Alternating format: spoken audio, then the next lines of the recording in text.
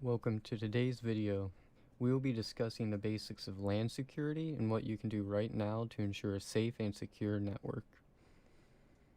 There are many threats facing modern-day systems when they're left in their default configurations. These include DDoS, which can cause outages in networks, man-in-the-middle attacks, which intercept and steal data, malware, which can infect systems and deliver a plethora of attacks, and ransomware, a very malicious subsect of malware which can completely encrypt all the data on a device in order to hold that data and thus the device ransom. To start with, we will cover some simple steps that everyone should take in order to better secure their systems and networks. The first thing you should do when securing a network is configuring a local login and password for console and VTY lines along with your SSH configuration. Here in Packet Tracer, we have a basic switch. This will be used for the bulk of demonstrations throughout this video. First, we will enable the switch and then enter configuration mode. The first command we will enter is service password encryption. This will make sure all locally stored passwords are encrypted.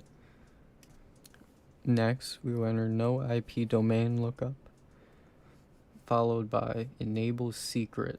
This is how we set the password for privileged EXEC mode. Next, we will enter linecon 0, password, then your desired password. This sets the password for console access. And we will do the same with line VTY 0 through 4. You also must enter login after you set the password. To configure our SSH, we start by giving a host name to the switch. This can be anything you would like. The next thing we will do is to generate crypto keys. This will be used in the encryption process that SSH uses. Next, we will set our username, which will be set to admin, and then secret, which is where you put your desired password.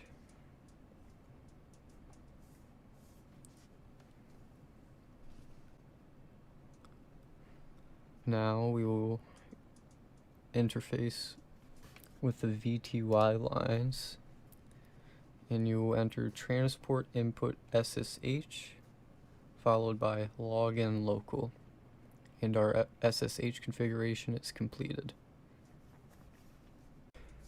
With the basics out of the way, we will now move on to the main topic of the video, that being Layer 2 security. This is often referred to as the weakest link in network security.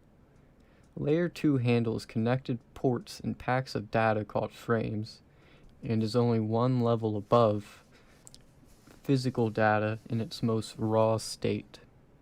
As a result of this, if Layer 2 becomes compromised, any security on the layers above are made null and void. This makes Layer 2 vulnerabilities very important to address.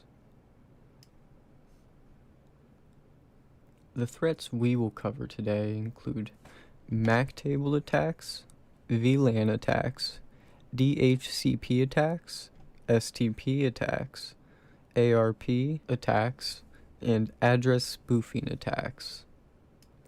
First, we will look into MAC table attacks.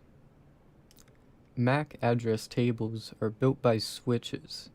They contain lists of MAC addresses on the network, which are used for forwarding traffic between ports, and without proper implementation, they are vulnerable to an attack known as MAC address table flooding. Switches only have a limited amount of storage space available in order to hold these MAC addresses. For example, a Catalyst 6500 switch can store up to 132,000 addresses. A more common switch, such as this 2960, can only hold 8,000 addresses. Bad actors can abuse these limitations by using malicious software, which can create fake MAC addresses at very high speeds. The 132,000 address limit on the 6500 may only last a few seconds under such an attack. When this happens, the switch will treat any incoming frames as unknown unicast. This happens when the switch cannot locate its destination from inside the MAC address table. This causes any new incoming traffic sent to the switch to be broadcast across every single port on that particular VLAN. That means this traffic can now be intercepted by a threat actor. While the scope of this is limited compared to some of the threats we will look at today, this can still be very dangerous. On top of data theft, this attack also generates a lot of traffic on networks. This can affect performance and even cause outages in networks.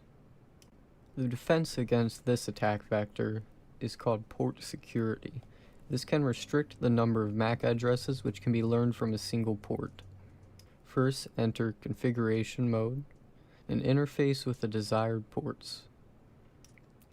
Next, we will enter switch port mode access, switch port security,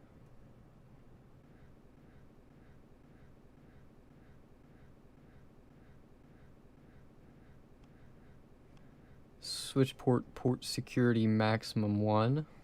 This sets a maximum of 1 MAC address for this port.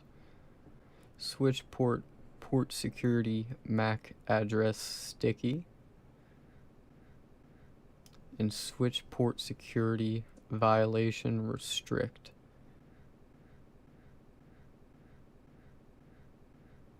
This sets what will happen if these rules are broken.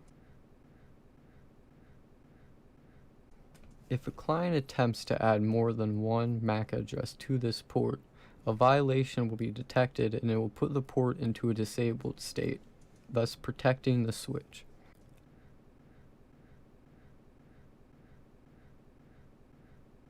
Our next threat is known as a VLAN attack. VLAN attacks generally take two forms: VLAN hopping and VLAN double tagging. By default, most switches have a feature enabled called DTP, or Dynamic Trunking Protocol. This is used by switches to automatically set up trunks, although this can be dangerous. An attacker can spoof the signaling used by this protocol, and this can allow them to create a malicious trunk connection with a switch. If the attacker is successful, they can now access multiple VLANs by hopping around, and in this state they have the ability to send and receive data. The other type of VLAN attack, known as double tagging, abuses the 802.1q standard, which uses tags attached to frames. These tags contain data about the destination VLAN of a frame. The attacker must be on the same VLAN as the trunk, and from here they can create a frame which contains an outer tag of the native VLAN, but hidden inside is a second tag. This tag will contain the target address. When this Frankenstein frame reaches the first switch, it will read the outer tag, see the destination of the native VLAN. At this point, it will strip the tag off of the frame before sending it to switch 2. At this point, switch 2 shouldn't see any tags, but when it receives the frame, it sees this second hidden tag that wasn't removed by switch 1. And from here, this switch may forward this frame to a destination that this user wouldn't normally have access to. This is yet another way that an attacker can form a bidirectional connection that it should not be able to create. The main way at mitigating this type of attack is to manage how your switches handle trunking. The first thing you should do is disable trunking on all access ports using the command no switch port mode trunk. This will completely disable trunking on these ports. Next, we will set the native VLAN and disable auto trunking on trunk links. This disables DTP, Dynamic Trunking Protocol, and we do not want to repeat the previous command as we still want to be able to manually configure trunks on these ports. We will type switch port trunk native VLAN 100 switch port mode trunk, and switch port no negotiate. This should be done on all trunk links, which are physical connections between switches and routers. And finally, make sure that the native VLAN is only used for these trunk links and not any access links. Now moving on to our next attack, DHCP attacks. DHCP is used to automatically provide IP configuration info to clients and end devices on a network. It is made up of 4 different pieces: a DHCP discover, an offer, a request, and an acknowledge. These can be exploited in 2 main ways. The first attack using DHCP is known as DHCP starvation. This attack can result in a DOS, denial of service, for affected clients and machines.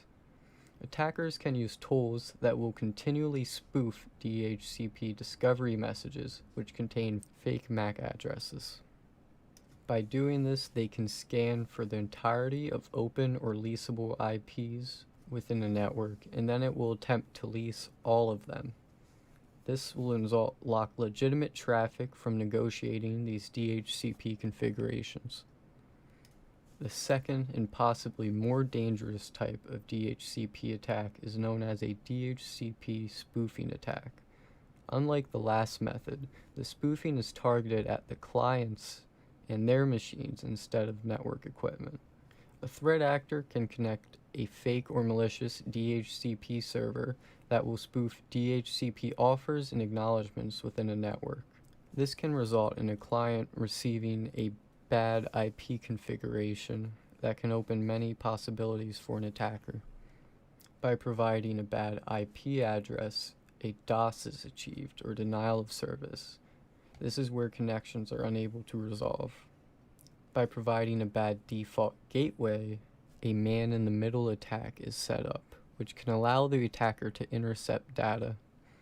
And third, by providing a bad DNS server, users can be redirected to malicious websites, which can contain malware, ransomware, or even phishing attacks.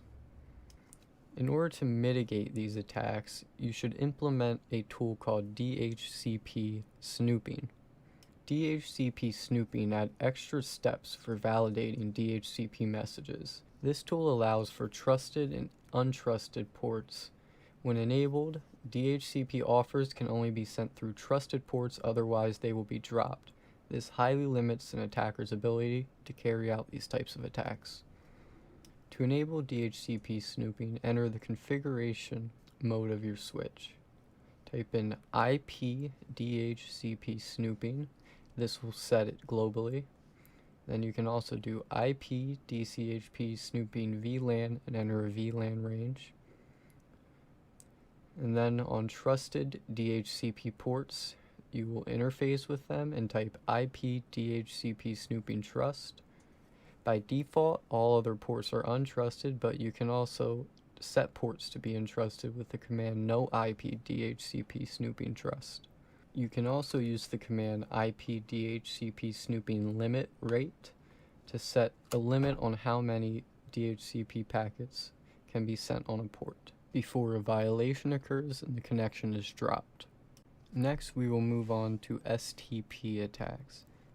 STP, or Spanning Tree Protocol, is used in networks to prevent loops between interconnected switches, thus making sure there is only one good path for data to travel. Switches manage their STP configuration through BPDUs. They use these to elect a root bridge for the network, and this is where an attacker can take advantage.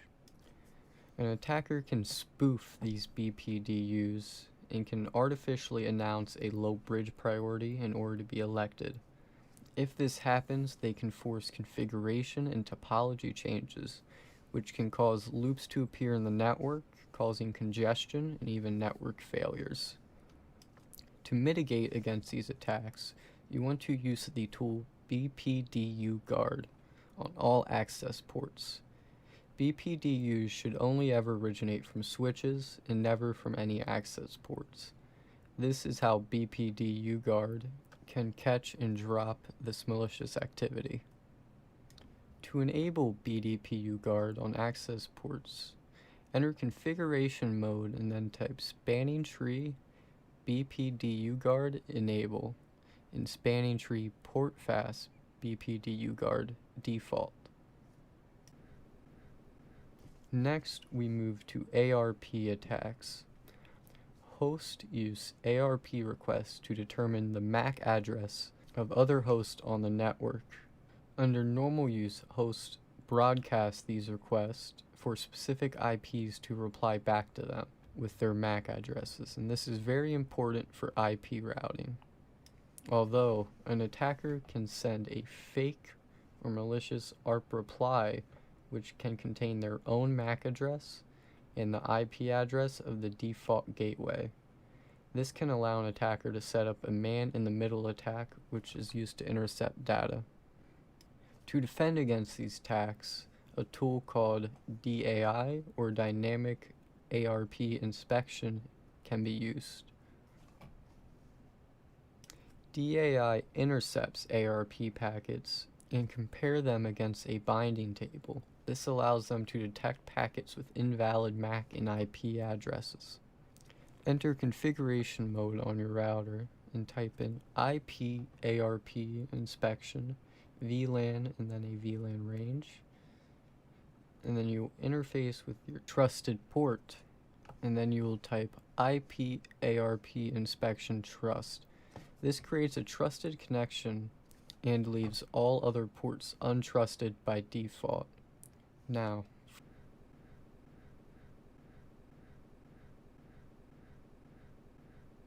for the final attack we will cover today, we have address attacks. This is when an attacker spoofs an IP, MAC, or both of a valid device on the network and pretends to be it. In an unprotected network, this can cause a host to change the port assignment of the target, allowing the attacker to collect frames that were destined for the target. A tool called IP Source Guard or IPSG can be used to protect against both of these attacks. IP Source Guard will validate connection information against a table that has IP addresses, MAC addresses, and VLAN numbers. It can also detect dropped connections that have changed from untrusted sources. Unfortunately, this function does not work properly in Packet Tracer, although this is how you would configure it. An important note, DHCP snooping is a required prerequisite in order for IP Guard to work properly. First, enter config mode on your switch. Type IP device tracking. This globally enables IP device tracking and leads to the creation of the IP host table to configure for ports, interface with that port, then enter switch port mode access configure port, followed by switch port access VLAN 10. This will configure a VLAN for the port, followed by IP verify source tracking MAC check. This enables IP Source Guard not only with IP tracking but also MAC address checking. You can also enter IP device tracking maximum followed by a value, and this will set the maximum number of IPs per port that can be added without a restriction. This concludes the basics of Layer 2 LAN security and covers most of the most common attack vectors, but nothing is ever truly secure, and I implore you to not only keep your systems and software up to date, but yourself as well.